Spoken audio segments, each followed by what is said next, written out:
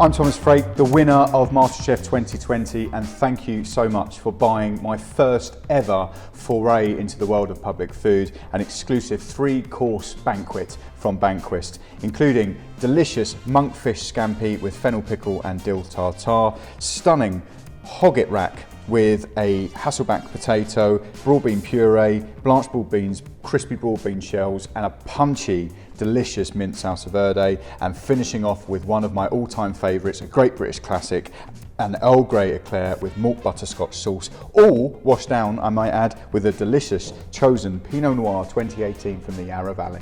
As always with Banquist, we provide you with 3 courses and pretty much everything that you need in a box to get you going at home to create your own incredible 3-course menu. Taking a quick look then, starters, you're going to get the monkfish tails for scampi, tartare sauce, pickling juice, pre-made corn flour mix ready for your batter, sparkling water, and of course fennel. Then for the main course, we've got a delicious 4-bone rack of hogget, some incredible pink fir potatoes for your Hasselbacks, panko breadcrumbs, peas and broad beans for your broad bean puree, your broad beans, and of course the crispy shells. All finished off with a stunning punchy mint salsa verde. And then finally, everyone loves dessert. In this, you're going to get 2 choux buns that you're going to fill with an incredible fragrant Earl Grey creme diplomat and a salted malt butterscotch. And of course, in every hamper, you're going to get a delicious bottle of wine. A stunning Pinot Noir 2018 comes with this. Or if you're feeling a bit flash, you can upgrade to a classic English sparkling wine from Balfour.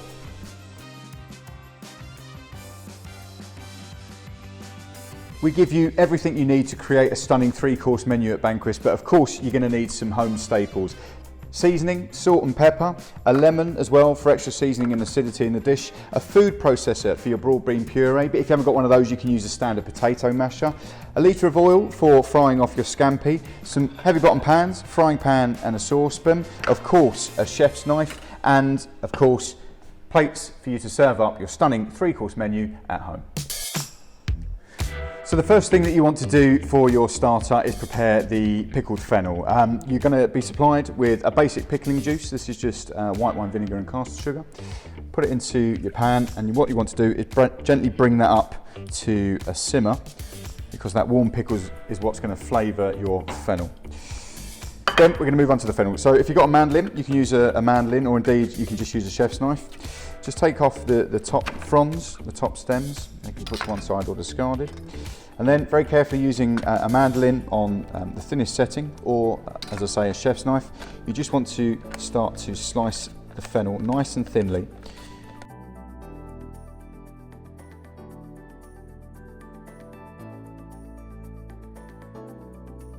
That's plenty. Then you want a shallow dish, or indeed you can use something like a sandwich bag, and just lay some of your fennel in a single layer across the bottom of the dish, trying to keep those nice fennel frond pieces, those nice almost floral shapes of the fennel. And then once your pickling juice comes up to the simmer, just pour this over the fennel, and this is going to create a basic fennel pickle that goes beautifully with the monkfish scampi, giving you that kind of aniseed pickling flavour. And then for extra aniseed flavour, just take some dill tops and just add a pinch of those over the fennel to add extra flavour. And then you want to get this straight into the fridge for an hour before you serve your monkfish scampi. To add a bit of texture and some extra flavour to the hogget, we're going to coat it and protect it with a delicious mint and parsley herb crumb. Very simple to make. You want your panko breadcrumbs. Just pop them into the food processor, or indeed into a bowl if you haven't got one of those. Add your parsley and your mint.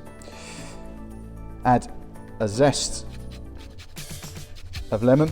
This is just going to add a bit of fragrance and freshness and bring the whole thing alive. When zesting a lemon, just one stroke across the top, because you don't want to go down into too far into the pith, because that's what makes it bitter. Just one single stroke and tap. A pinch of salt for seasoning, and then just a tiny little drizzle of olive oil, not much, just a little bit. It's just going to help bring that together so that you can roll your hogget into that crumb. Pop your lid on your food processor. Again, if you haven't got a food processor, you can just chop this all together with a knife and just give it a little pulse until it comes together. Fresh green crumb, it looks like something a little bit like that, and that is what we're going to use to top the hogget when it goes into the oven to add that delicious mint and parsley flavour.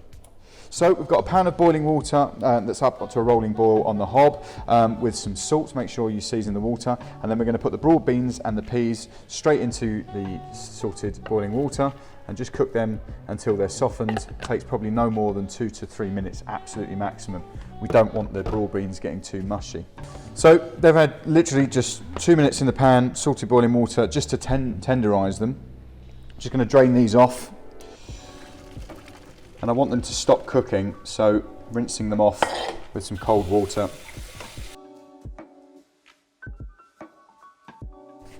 Then this comes the most labour-intensive part of the whole experience, I think, but one of the most therapeutic, is shelling your broad beans. So you can see they're obviously outside the main pods, but broad beans come in these velvety little shells. What you want to do is just pop the broad beans out, and you have got to do all of them, but make sure you're keeping these shells, and these are going to form our crispy broad bean shells a little bit later on when they get fried off. It's nice and easy to do, literally just gripping it by the end of the broad bean, giving it a little pinch, squeeze, and you see the shell breaks, and you can pop the broad beans out nice and easily.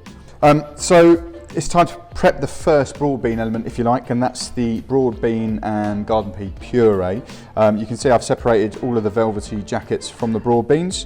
So you put the jackets to one side. We're going to use those later for our little broad bean crisps. I'm going to take these broad beans and just add them into the food processor. Now, obviously make sure that you leave some of these behind, as many as you like really, but you know, maybe 10 per plate is plenty, but just leaving a handful of the broad beans aside. We're going to blanch these and just finish them off with a little bit of olive oil and lemon later, and actually use these to garnish and dress our dish. And then to the broad beans that you've added in the food processor, equal amounts of garden peas. And what we're going to do is use the food processor to blend these into a puree. Now, if you haven't got a little food processor or mini food processor like this at home, you can just mash these up with potato masher or with a fork, or even a pestle and mortar. You can grind them up. It'll be a coarser puree, but you can still add the butter and the lemon or some olive oil and turn it into something that's nice and smooth and tasty. But the food processor, if you've got one, is definitely the way to go. If it's looking a little bit dry, you can add maybe a little splash of the cooking water, or indeed a drizzle of olive oil.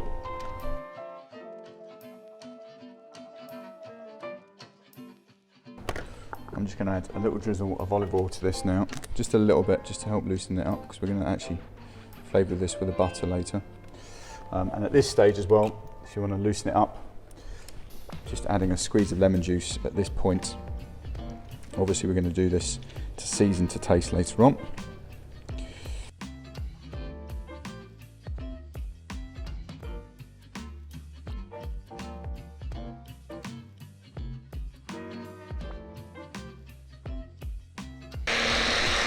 And if it is a little bit too thick, as I say, we can just loosen it up just a tiny little bit with a splash of the cooking water that you blanched it in.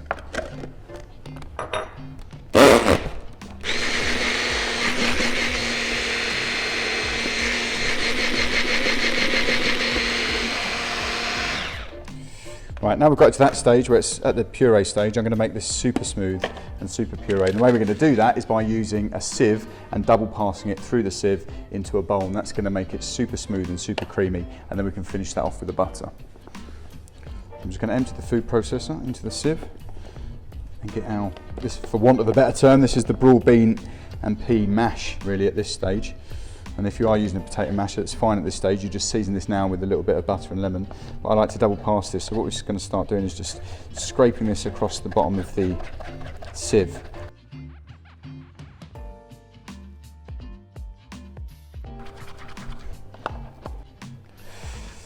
So then once that's all pushed through the sieve, that's been passed, and then that's when you end up with this vibrant green, delicious, fresh broad bean puree. We're going to move on with our prep then.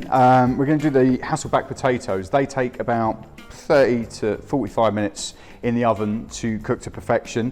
First things first, get your oven on at 180 degrees C ready for these. And then in addition to that, we're going to get ready for frying off our monkfish scampi. So you want a nice heavy bottom pan. Onto the heat, we bring the oil up to the temperature of about 180 degrees. Now, if you've got obviously an electronic thermometer, you can use that. If you've got a deep fryer at home, you can set that to 180 degrees C and use that. If not, you can use a small 1 centimetre cube of bread, drop that into the oil. It should take about 20 to 30 seconds to brown off, and that's when you know you're at the right sort of temperature. But let's start off with these Hasselback potatoes. So oil's on, oven's on. Hasselback potatoes, you've got these delicious pink fir potatoes. To do the Hasselback, what we want to do is cut equal intervals right along the potato, which is going to open it up, almost like a concertina effect, which takes in all that lovely butter and salt and garlic flavour. So what we want to do is carefully, with a sharp knife, just start working in, maybe sort of 5 millimetres apart, just slicing into the potato, just past the halfway mark. What you don't want to do, and you need to be careful of, is you don't want to slice all the way to the bottom of the potato. We want to go sort of 3/4 maximum. Nice tight cuts together, and just slice right the way along your potato to the end. Again, as I say, about 3/4 of the way down, you can see, not going all the way through. You want to do that to both of your potatoes.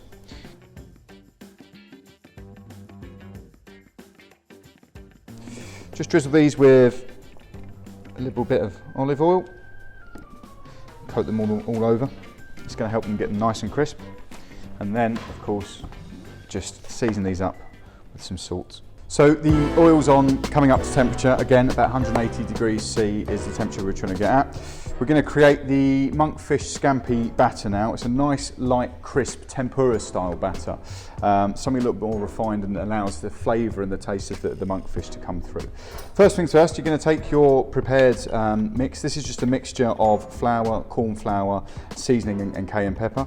Just going to take some of that out, because we're actually going to use that a little later on to actually prepare our crispy broad bean shells. And then you just want a little bit also just dusted onto a plate.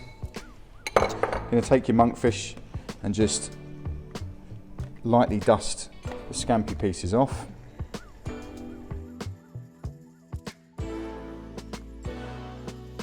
Next, of course, we want to make the actual batter for the scampi itself. So take your prepared mix, and then you're using a little bit of your instinct here, just slowly adding sparkling water. Now, the sparkling water, is best to use it straight from the fridge, because this makes it nice and chilled, and obviously the different temperature, the cold batter going into the hot oil allows that batter to puff up with steam, and that's what's going to give you a really nice, light, crispy tempura batter.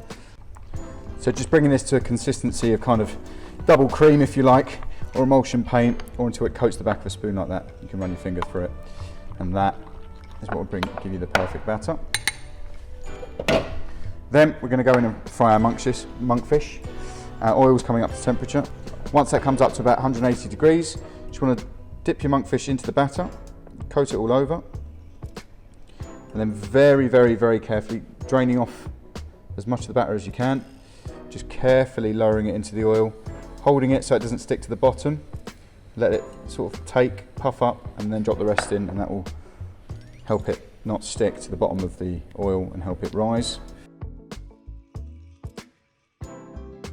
And you want to do this in batches, really.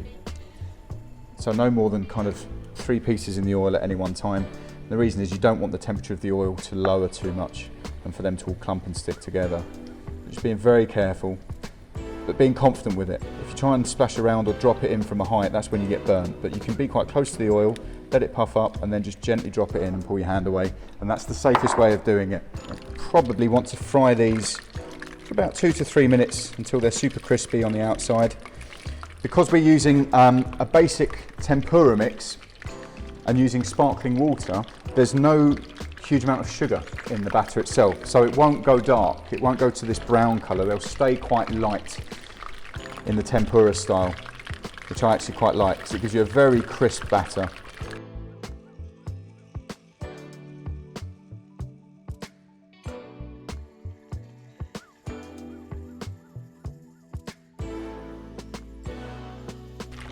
So after about 2 to 3 minutes, once they're super crispy,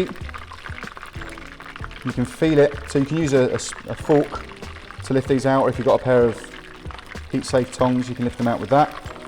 You can feel they're super crispy when you hit them. Just take them out and leave them to drain on kitchen roll is fine, or a bit of blue cloth if you've got it. And then to help keep the batter nice and crisp, just seasoning them from a height with some salt. Nice fine salt crystals is the best to use for this. Just season them well, and then just leave them to one side to relax and rest. And they'll stay nice and crispy because you've got that mixture of the flour and the corn flour in there. So it's time to plate up the first course, monkfish scampi. Just before we do, make sure that you get those Hasselback potatoes in the oven, 180 degrees C, and set yourself a timer for 30 minutes so you don't forget them. But let's get plating up with this. Delicious monkfish scampi with a fennel pickle and dill tartare. First thing you want to do is take the fennel pickle out of the pickling juice and just lay it onto a piece of blue cloth or kitchen towel if you've got it. And this just is going to drain off the excess pickling liquid when we're plating up. So you've got the three elements for this dish: the monkfish scampi that's been drained, you've got the tartare sauce that we've provided you, and of course the fennel pickle that you've pickled yourself. First things first, let's start with the tartare sauce.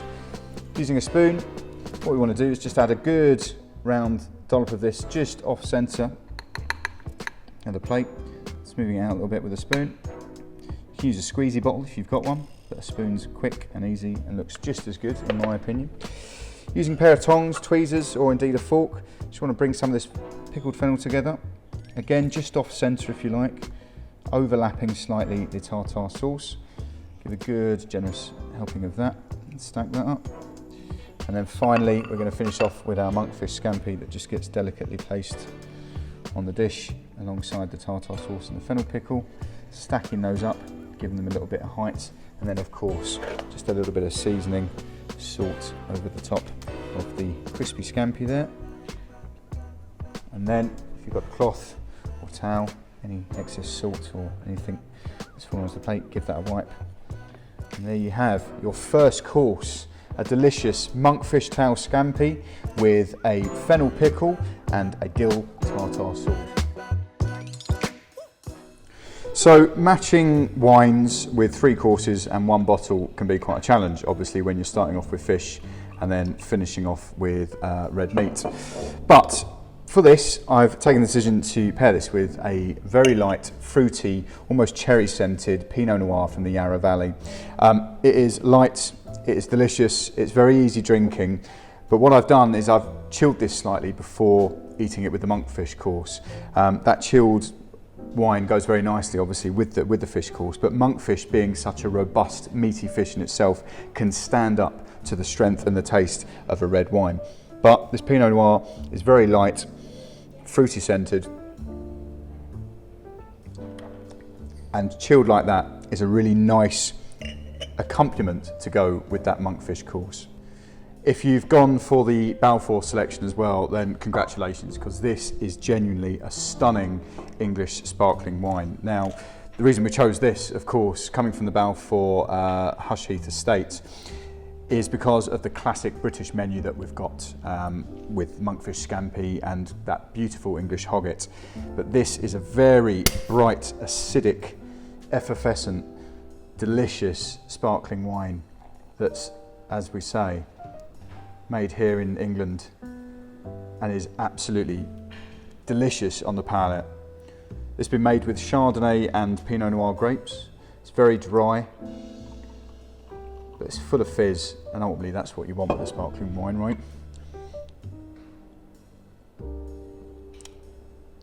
That is beautiful. It honestly could rival any of the finest champagnes. A very special Leslie's Reserve from the Balfour Hush Heath estate. It's a stunning wine that goes very, very, very well with the monkfish course if you've opted to take this. So maybe pop this open at the start of the meal when you sit down at first, celebrate the fact that you've got the Banquist 3-course meal on the way, and enjoy this with the monkfish scampi. It is delicious. It's now time to move on to the main course, a stunning hogget rack with that potato, broad beans and mince. In your Banquist box for the main course, you are going to get a stunning 4-bone piece of hogget. Now, hogget for me is incredible. It's so special. Basically, it's an older lamb, so it's somewhere between lamb and mutton. It's a sheep that's between 1 and 2 years old. And what that means is you're getting a cut that's slightly more flavoursome than lamb, but not as strong and as pungent as mutton. And it works perfectly in this recipe on a cutlet because you're going to get that intense lamby flavour on such a stunning piece of meat. And you're looking for, in the hogget, looking for all this marbling, because all this fat and all this marbling is flavour, and that's going to melt as it roasts and give you the most succulent piece of hogget rack for your main course. It is genuinely delicious. First things first, let's get a pan of water up to the boil. Season well. This is going to be the pan that we're going to put our broad beans and our peas in. Broad beans are going to be turned into a puree and of course blanched themselves, and then the shells are going to be used for crispy broad bean shells. Whilst that's coming up to the boil, it's time to work on the hogget. First things first, we want to season it well, liberally covering it with some salt and pepper, seasoning it over a board and then picking up all of that seasoning off the board with the hogget. Perfect. And remember, this is now at room temperature, so when you do receive your hogget, maybe 2 hours before you're planning on service, make sure that you're bringing it up to room temperatures. It makes it easier to cook and it cooks evenly. First things we're going to do with the hogget then, after it's seasoned, is bring a frying pan up to temperature and we're going to brown this off in olive oil. Now, the reason we brown it off and it doesn't go straight in the oven is all of that caramelisation, all the brown on the meat is where all the flavour comes from. If there's no caramelisation, if there's no browning on the meat, you're not going to get that delicious roasted lamb flavour. So we're going to bring a pan, as I say, up to a high heat with some olive oil in and sear this all over until it's perfectly browned. So we go in with hogget and we're going to brown this, as I say, all over. Going in fat side down first, just to give a little bit of a render, get some of that lamb fat actually into the pan. That's all extra flavour as well. But as I say, it's literally just browning it on all sides, not trying to cook the rack at this stage, just trying to get a little bit of colour on the meat.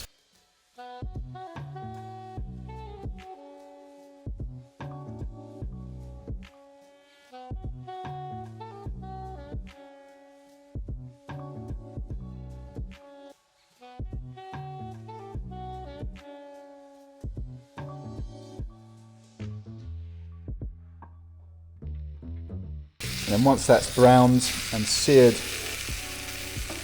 on all sides, we're just going to take this out of the pan and leave this to cool slightly. Once that's done, we're going to place this on a plate and then liberally brush it with some Dijon mustard all over the fat, all over the entire rack, sides as well. So you can remember right at the beginning we made that delicious herbaceous breadcrumb mix with the mint, the parsley, the breadcrumbs and the lemon zest. Just pour this into a bowl or a dish or a plate, and then going to take your lamb rack that we've brushed liberally with that mustard and we're just going to roll it into this herb mix and coat all of that browned hogget meat with the delicious breadcrumb mix. Making sure that we work all of that into any exposed areas of the hogget meat. And there is that herb crusted rack of hogget that's ready to go into the oven. They've had about 30-35 minutes in the oven now and they're starting to cook through, soften and go crispy around the edges. And it's at this stage that we want to add even more flavour to it and make them super buttery and delicious, ready for the final plating. And to do that, I'm going to baste them in some garlic and parsley butter. I've basically just got some butter and some minced garlic in the bowl, and I'm going to add to this just some freshly chopped parsley. As fine as you can go with a chef's knife.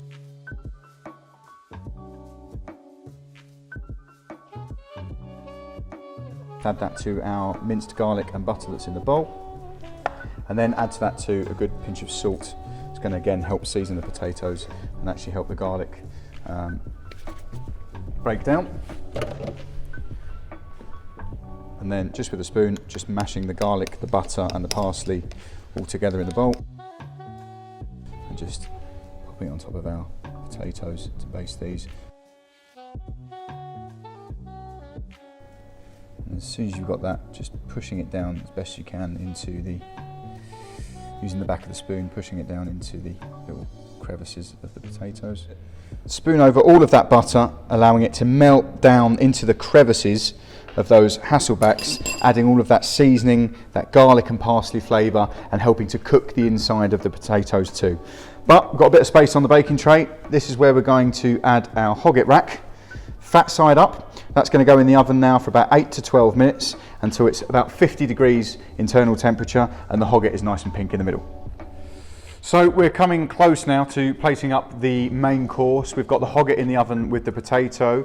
We've got our delicious broad bean puree that's been made. And now for this last little special touch that I just love, I think it just adds something really special to this dish, are these broad bean shells. Now usually these little velvety jackets just get thrown in the bin, but they fry up lovely when they're dusted with flour. We're going to use the same mix that we used for the monkfish for preparing the shells and dusting them in that flour. So just take a small handful of them, probably that's more than enough. You're just going to garnish the dish with these and then just add a spoonful of the mix over the top. And I do this in a sieve so that you can shake them, because what you don't want them is to have too much of the coating on them. They're just meant to be sort of dusted in the flour rather than, you know, swimming in it. We're just going to dump them into the hot oil, being careful, just dropping them in as close to the oil as we can.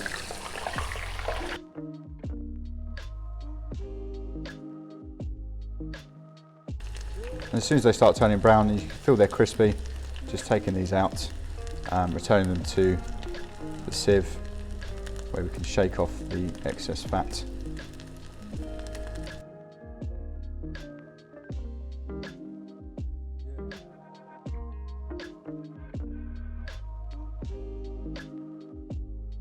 Just shake them off and drain them on some kitchen towel. And then we're going to finish these off with a good seasoning of sea salt. So once these come out of the oven, we've got the hogget rack and we've got these delicious crispy Hasselback potatoes that are lovely buttery inside. Just letting these rest, the hogget rack in particular, maybe 5-7 minutes, just to let this rest and all the juices dissolve back into that lovely meat, and obviously letting these just rest and kind of doing the same. But we're just going to pop them to one side just for a second, and we're going to start our plating up. We're going to return this back to a small saucepan on a low heat, and what we're going to do is incorporate some butter into this and a little bit of lemon juice. Maybe sort of 25 grams of butter is probably ample for your the veg portion, and then just a squeeze of lemon juice into this as well, and then bringing this up to a low heat so we can just incorporate and melt in that butter. That's pretty much ready for service. Just keep that warm on a very, very, very low heat on the hob. Or you can just reheat it slightly before you plate.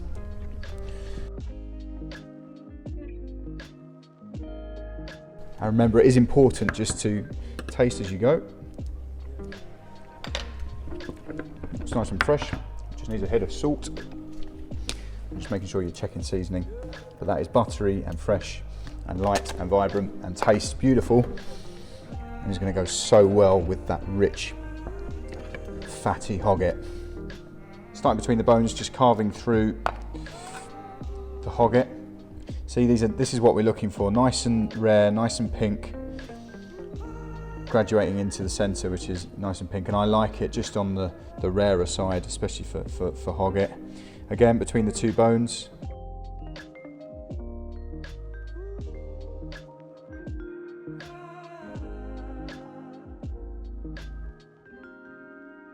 Just going to place that to one side. We're going to start with the delicious broad bean puree. This has just been kept warm on the hob. A nice spoonful of this into the centre of the plate. And remember, no matter how you plate it, if you fancy winning yourself a Banquist experience for two, take a picture of however you plate it up, tag me in it, tag Banquist in it, and you could win yourself an experience. And I will personally be choosing who I think has plated up the dishes the best. So once the broad bean puree is on the plate, we want to go in with one of our pink fir potatoes, just setting that on top. Again, what we want to try and do is add height and drama to the plate. Then we're going to add a couple of our herbed crusted hogget racks, just placing these, crossing them over, again adding that height, adding that drama. And then these broad beans, I've just put these in the microwave literally for sort of 10 seconds or so, just to warm them through, and they've been dressed with a little bit of lemon juice and seasoned with some salt. Just adding these to the plate. I'm just lining them up along the back of the puree, just add a different element to it. And then our little crispy broad bean shells. These add a lovely little bit of crunch to this dish. I like to just sort of stack them up around the dish, again adding some height, especially over the broad beans, over the lamb, over the potatoes. And then we're going to finish this dish off, plating with our delicious mint salsa verde, which again is more like a dressing, more like a mint sauce. It's very pungent, salty, fresh mintiness. Goes perfectly well with this hogget. And just drizzle that over the lamb, and then just drizzle it around the plate, just to add a little bit of colour and drama. And there is our delicious hogget cutlets from the rack with pink fir potato, a delicious vibrant broad bean puree, blanched broad beans, and these crispy spicy broad bean shells ready for your main course. So the first stage of bringing together the dessert is just warming up the butterscotch. This is obviously made with butter, cream and sugar, so when it's at fridge temperature it goes slightly harder, whereas on the dessert we want this to be a lovely rich, luxurious, pourable sauce that's warm on the plate as well. Just bring this up to, very gently, on a gentle heat, bring this up to temperature and just warm it through. You don't want it to boil, you don't want it to simmer, you just want to warm it through. So once your butterscotch is warming through, what you want to do is you're going to get given a piping bag with the delicious Earl Grey creme diplomat, and you're going to want to fill your pre-made choux bun. And all you do is stick the nozzle into the base of the choux bun and then squeeze and pipe and fill this bun up with the cream, and you feel it starting to get heavier until it starts to bulge. There we go. You know, see it spurting at the base. And just place that on the board. So it's time to plate up our Earl Grey and malt milk dessert. You're going to take the warm butterscotch, the malted butterscotch, and I like to just pour it into the centre of the plate, but you can splash it around, do it in your own style if you like. And remember, if you do fancy winning yourself a 2-person Banquist experience, take a photograph of your plating up, tag me and Banquist in the post, and I will personally pick the best plating and pick the winner of the experience. So once you've poured the butterscotch into the centre of the plate, I like to then just pop the choux bun on top of that. It's nice and clean, nice and neat, and looks delicious. And then just finish off with a few salt flakes around the butterscotch.